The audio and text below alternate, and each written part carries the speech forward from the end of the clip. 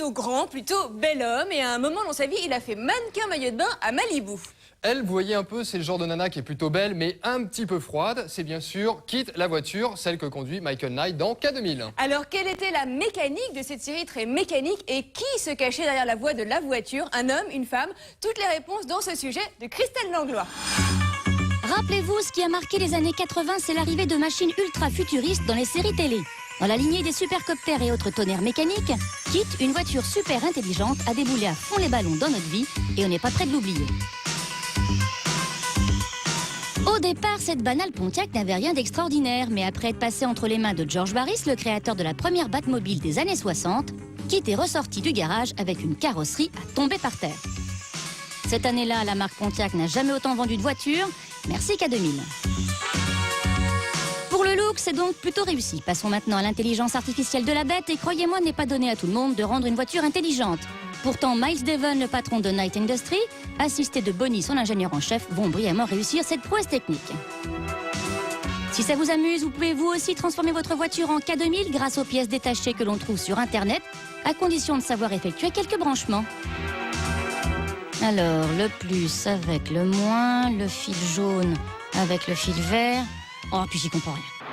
Même si Kit est capable de se conduire toute seule, il fallait bien qu'un beau gosse arrive à un moment donné dans l'histoire et c'est David Hasselhoff qui s'y est collé. Michael Knight devient donc le beau chevalier solitaire de nos années 80 et c'est là que ça devient dingue car la voiture se met d'un coup à parler avec lui. Michael, mon scanner est touché. Ne t'affole pas, Kit, on va examiner ça. Une voiture qui tape la discute, ça, on n'avait encore jamais vu. Je ne crois pas que ce soit vraiment très sérieux. Facile à dire, j'espère en tout cas que tu n'as pas d'autres confrontations en vue.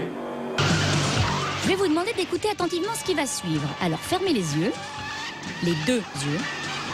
Non, Michael, elle a dit aux spectateurs de fermer les yeux. Elle n'a pas dit que toi, tu devais fermer les yeux, sinon on va aller dans le fossé. Michael. Moi, je m'appelle Guy Chapelier, je suis comédien et j'ai effectivement fait la voix de la voiture dans K2000. Bon, et comment on fait pour interpréter le rôle d'une voiture, alors? Au départ, on nous avait un petit peu dit il faut faire une voix un peu métallique. Et moi, c'est vrai que je me suis un peu rebellé contre ça parce que j'ai dit ça sera très ennuyeux. Je vais essayer de t'expliquer, Kit. Écoute, c'est comme la purée d'épinards. Ou bien Et c'est quoi le secret de la réussite, alors, monsieur Je sais tout? On se sert d'un ordinateur de plusieurs centaines de millions pour lire un journal à 25 cents.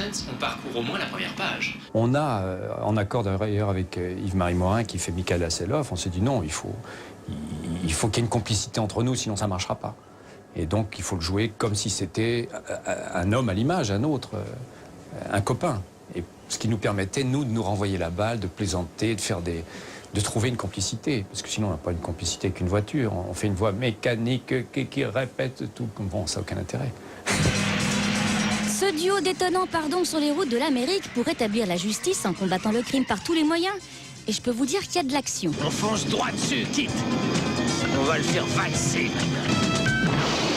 C'est moi ou je te sens tendu, Michael?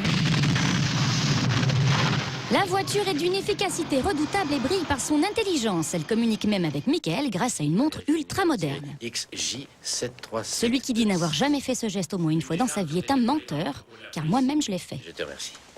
Plus sérieusement, il a été question dernièrement de faire renaître la série avec un David Hasselhoff et des lunettes flambant neuves dans le rôle de Michael, mais en attendant cet éventuel retour, les nostalgiques pourront se plonger dans un nouveau jeu de course. K2000 The Game sort en novembre sur les consoles.